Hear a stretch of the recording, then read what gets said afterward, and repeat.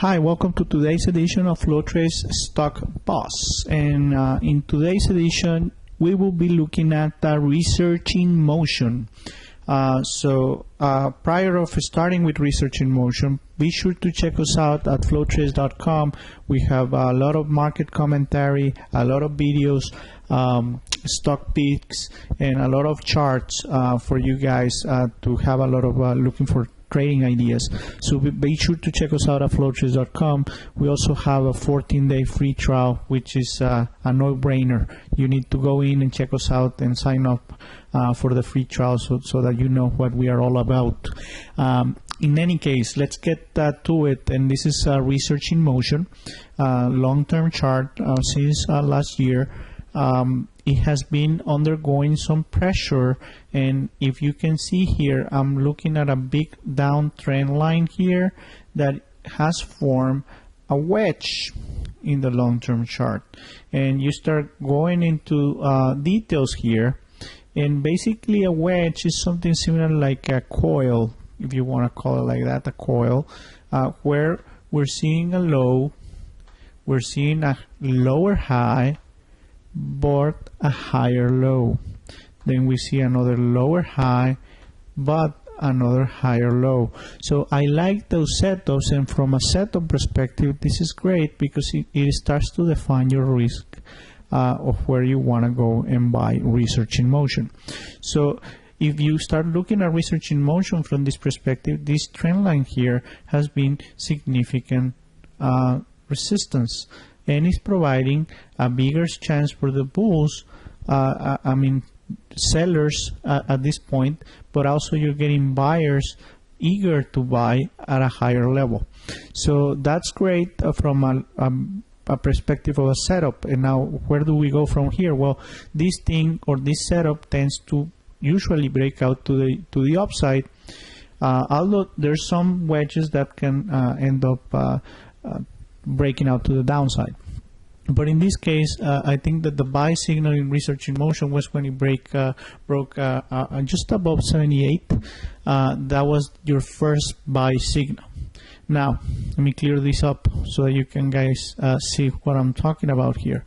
Now, research in motion is dealing with another big resistance, which is at this point right there, which is the number 80. Why is that resistance there? Well, it's a logical selling point. It's a whole number. It's the 80. You say, oh, when it goes to 80, I'll sell it. So that's where research in motion is dealing right now with that resistance. And you see the price action today was 79.37. It just tried to reach 80, just couldn't do it. Obviously, the market today on September 11 was a little bit weak, but that nevertheless has been able to show the resistance level that research in motion is having right now.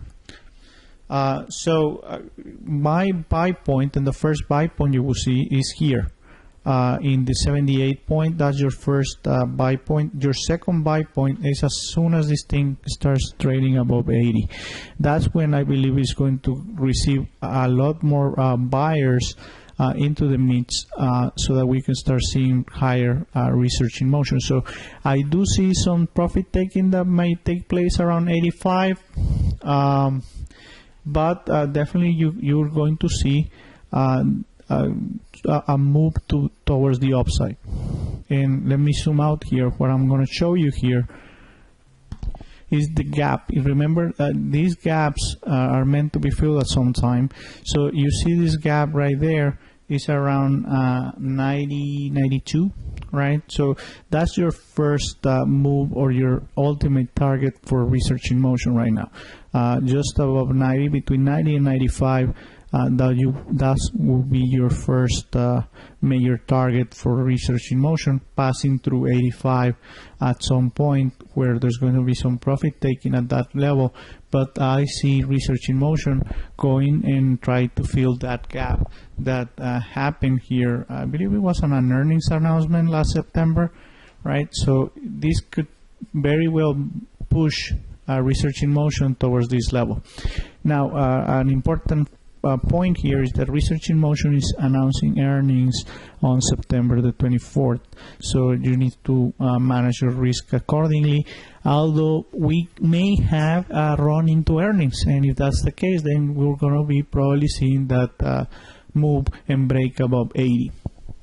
Alright, so that's it for this video, and hope that you can see us with and go and take the free trial at FlowTrades.com. Thank you very much.